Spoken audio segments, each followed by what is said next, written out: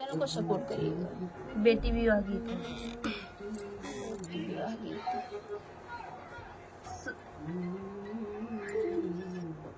सोवत रही बेटी बेटी हो कवनी दई अरे उठली पिछौरी झहराई रे ललनवा अरे उठली पिछौरी झहराई रे ललनवा के करे दुआरे माई बाजन बाजई अरे के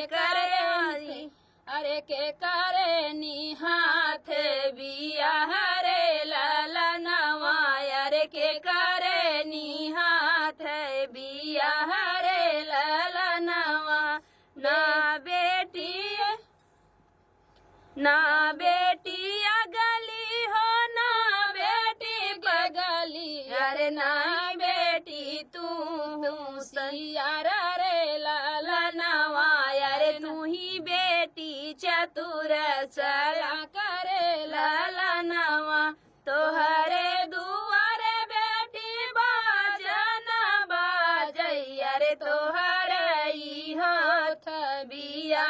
रे ललनवा अरे तोहरे ई हाथ बिया रे ललनवा नाही सिखायु माई गुड़ायौ साहुरवा अरे नाही सिखायु राम रसोई रे ललनवा अरे नाही सिखायु राम रसोई रे ललनवा नैहर मोरी माई बहुत निकला गई अरे ससुरे में कैसे के रहब रे ललनवा अरे ससुरे में कैसे के रहब रे ललनवा सिखिले उ मोरी बेटी गुनाया साहुरवा अरे लिखिले उ राम रसोई रे ललनवा अरे सिखिले उ राम रसोई रे ललनवा सासु ननद मिली भैया गरिया